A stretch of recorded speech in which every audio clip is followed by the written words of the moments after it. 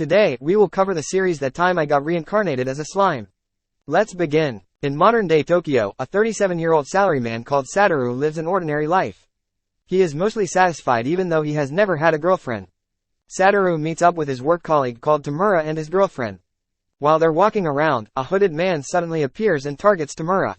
Protecting Tamura, Satoru pushes him out of the way but gets stabbed himself. While he is bleeding out on the floor, he hears a voice announcing that he's getting various skills just like in a video game. Satoru wants to stop feeling the pain from his stab wound and his body turning cold. The voice tells him he has acquired resistance against heat, cold, temperature changes, electricity, paralysis, stabbing, and physical attacks, together with pain nullification and a body that doesn't require blood. Before he dies, Satoru tells Tamura to be happy with his girlfriend. He regrets dying a virgin and wants to become a womanizer if he is reborn. After the voice says that he has acquired a unique skill called Predator and the Great Sage skill, Satoru loses consciousness. When he wakes up, he feels like he's in a void. He can remember his past life but realizes he can't see anything, can't talk, and doesn't feel his arms or legs. However, he can move and feel rocks and plants around him. Touching one of the plants, he instantly absorbs it and realizes he was reborn as a slime, one of the weakest video game monsters. Even though he doesn't need to eat or sleep, he keeps absorbing plants. Because he doesn't have anything else to do. He finds out that his Great Sage skill enables him to talk to a voice that can answer all his questions. When he asks where the plants he ate went, the voice explains that he has a unique skill called Predator. That skill enables him to store beings and objects in his stomach, analyze them, and then acquire their skills. He can also transform into that object whenever he wants.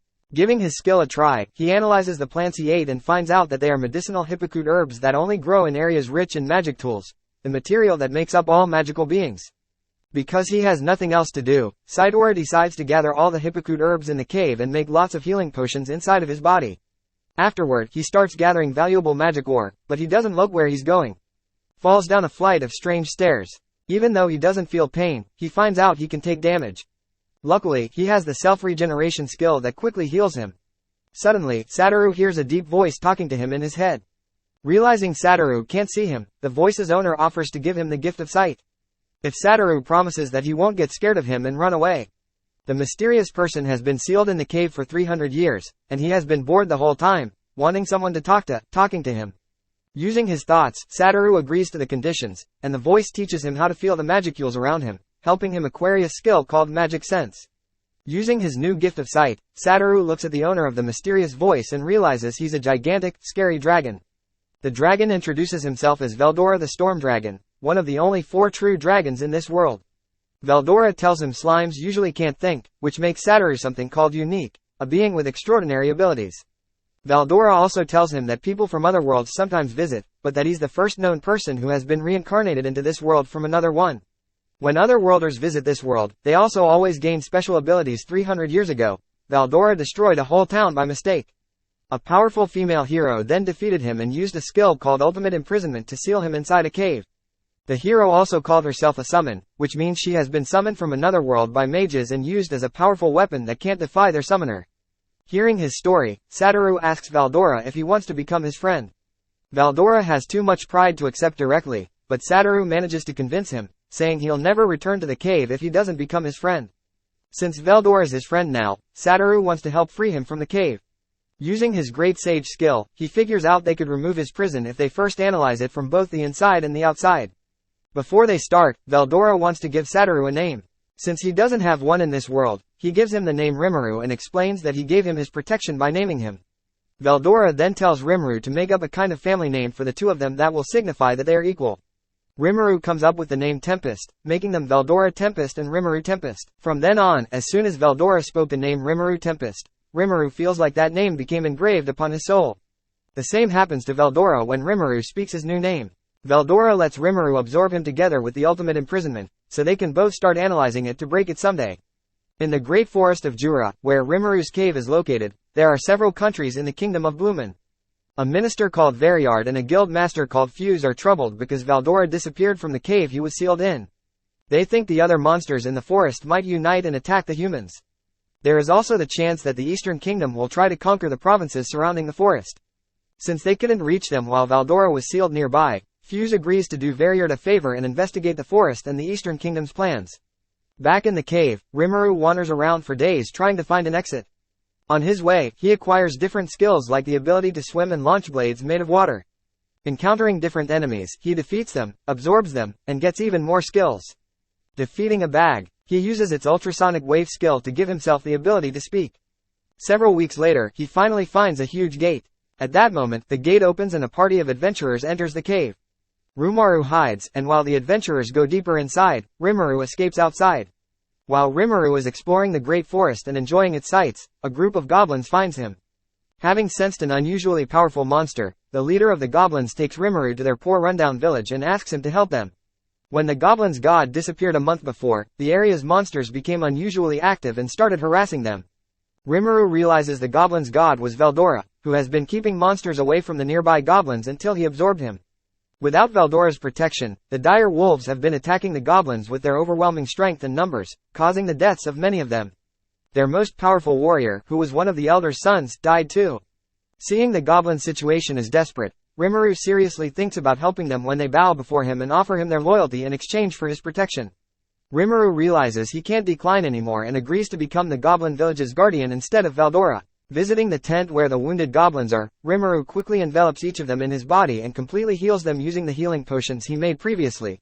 After he does that, he tells the goblins they will need to build a fence for protection. That night, the dire wolves attack the goblin village, led by a wolf with a scar across his eye.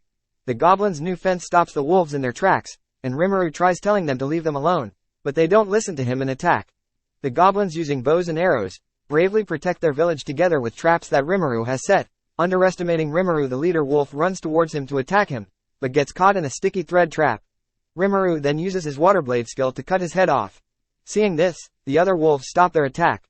Rimuru announces that he gives them the choice to submit to him or die. When the wolves don't respond, Rimuru decides to absorb their leader's body, transforming into a wolf. He again gives the wolves the same choice and uses the leader's menace skill to assert his dominance. Hearing his might roar, the whole wolf pack bows to Rimuru, having decided to submit to him. After a night of celebration, Rimuru gathers all the goblins and wolves. He decides to pair them up and make them live and work together so they can become friends more easily. Since monsters don't have names, Rimuru decides to name all the goblins and wolves so he can communicate with them more easily. His surprise when all of them are unusually happy to hear that. He names the village chief Rigard and his son Rigger after his older brother. After naming all the goblins, he moves on to the wolves.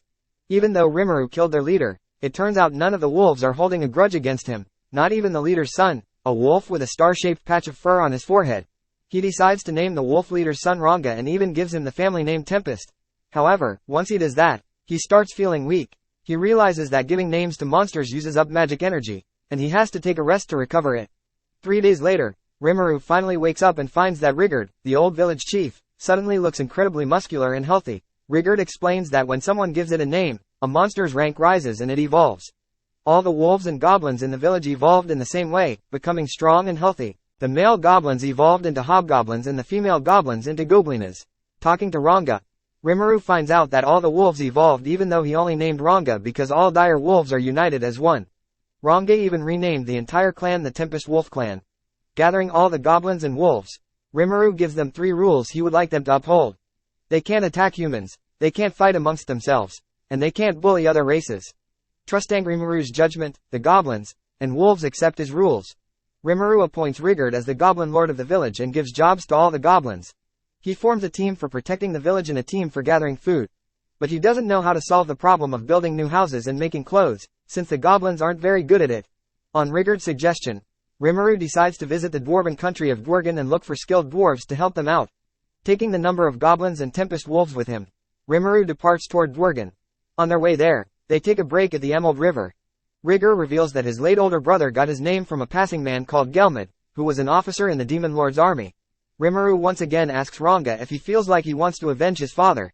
But Rang is loyal to him now because he spared his clan and even gave them names. After 3 days of travel, Rimuru and his party arrive at Dwargan, a large trade city carved in mountain where humans, elves and dwarves live together. Because he doesn't want to attract too much attention, Rimuru only takes Gabda with him, a small goblin who has been to the city before. While Rimuru and Gabda are waiting in line to get in, bandits appear and start bullying them for being weak monsters. Telling Gabda to cover his eyes and ears, Rimuru tells the bandits to go away if they don't want trouble. When the bandits don't listen, Rimuru ends up having to transform into his wolf form and use his menace skill to drive them all away. Unable to contain his power, Rimuru accidentally scares lots of innocent people too, and attracts the attention of Dworgen's guards. Realizing Rimuru is at fault for the chaos, the guards throw him into the city's dungeon together with Gabda. Talking to Kaido, Dworgen is captain of security. Rimuru manages to convince him he didn't cause the commotion on purpose. Suddenly, a dwarf appears and tells Kaido a monster is terrorizing the city, but they don't have enough health potions to heal their wounded allies. Getting an idea, Rimuru fills a barrel with healing potion and gives it to Kaido. Kaido takes the barrel and hurries towards the wounded dwarves, telling Rimuru to stay in his cell. When night falls, Kaido returns and tells Rimuru his potions help the dwarves defeat their enemy. As thanks, he releases Rimuru and Gabda and gives them something to eat. Rimuru tells Kaido he needs to find a talented craftsman, and Kaido agrees to help him. The next day, Kaido takes Rimuru to his brother, a talented dwarven blacksmith called Kaijin. Kaijin would be willing to help Rimuru, but it turns out he has gotten an unreasonably long sword order from a minister called Vesta, and he doesn't have time for anything else. Rimuru remembers absorbing a lot of magic ore in the cave he woke up in, and he shows it to Kaijin, surprising him. In exchange for the ore, Rimuru asks Kaijin to find him craftsmen who could come to the goblin village and teach the villagers how to make houses. Surprised, Rimuru didn't ask for anything more. Kaijin accepts his offer happily. In order to help Kaijin even more, he absorbs and analyzes one of his long swords. After that, he uses the magic ore he has already absorbed to produce all the swords Kaijin needs. In an instant overjoyed, Kaijin takes Rimuru to a bar with beautiful elven waitresses. Rimuru enjoys the elves' attention, has fun drinking with them and the other dwarves. While all this is happening, Gabda is still sleeping in the dungeon. One of the elf girls offers to tell Rimuru his fortune. Rimuru wants to see the person he is destined to be with, and the elf's crystal ball shows him black-haired girl who looks Japanese. Suddenly, the minister called Vesta enters the bar, approaching Kaijin arrogantly. He taunts him thinking he won't be able to finish making all the swords he ordered in time, but gets surprised when Kaijin tells him they're already done. When he sees Rimuru, Vesta is disgusted and spills a mug of beer on him while mocking him for being a slime. Rimuru does his best to stay calm, but Kaijin gets angry and knocks Vesta out with a punch because he mocked his guest Rimuru. All of a sudden, Kaijin offers to leave Dworgen and go to Rimuru's village himself, and Rimuru is overjoyed. He quickly gets arrested for punching a minister and thrown into the dungeon together with Rimuru and 3 dwarfs brothers, who were in the bar with them. While they are talking, Kaijin explains why Vesta hates him so much. Kaijin used to serve Gazelle, Dworgen's king, as the captain of one of the royal knight orders, while Vesta served as his assistant. Since Vesta is from a family of royals while Kaijin is from a family of peasants, Vesta was jealous of Kaijin for being a higher rank than him. One day, a project called the Magic Soldier Project that Vesta was working on went wrong, and he accused Kaijin of it being his fault. Because Vesta had a lot of influence, Kaijin was forced to take responsibility and quit the royal guards. Ever since, Vesta continues to hold a grudge against Kaijin and does his best to make his life harder. Nevertheless, Kaijin doesn't think Vesta is a bad person since he is passionate about his work. Kaijin thinks that if he leaves the country, Vesta might become a better man. This is why he wants to go with Rimuru to his village. The 3 dwarf brothers also want to join him, and Rimuru accepts them. The next morning, Rimuru and the dwarves' trial begins. Once the king, a large, serious dwarf called Guzzle, appears. Since they're not allowed to speak unless the king allows them, Rimuru and the dwarves' defendant talks instead of them. However, he ends up lying about the dwarves storming the bar and assaulting Vesta while he was peacefully drinking there. Kaijin realizes Vesta has paid their defendant to accuse them instead of defending them. When Vesta agrees with the defendant's testimony, the judge sentences Kaijin to 20 years of forced labor and the other dwarves to 10 years of labor. Surprisingly, Gazelle asks Kaijin to return to him and serve as his mate again, but Kaijin tells him he already promised to serve someone else. The king understands and exiles Kaijin and the others, ordering them to leave immediately. While he is leaving, Rimuru notices the king looks sad. Afterwards, Gazelle talks to Vesta alone and reveals he knew he lied about Kaijin being at fault for the Magic Soldier Project's failure, but he trusted Vesta and waited for him to admit it because he destroyed the dwarves' relationship with Rimuru, who helped them with his incredibly strong healing potions. Gazelle fires Vesta as his retainer. Vesta is shocked, but he says nothing to defend himself, realizing he has made a mistake. Ever since he was a boy, he only wanted to be useful to the king, but he chose the wrong path. Somewhere along the way, with tears in his eyes, he asks the king for forgiveness, but Gazelle only thanks him for his service and tells him to never show himself to him again. Later, Gazelle orders an assassin to keep his eye on Rimuru because he thinks he is a dangerous monster. Thank you so much for staying until the end. Make sure to subscribe and leave a like if you want to see part 2. See you in the next video.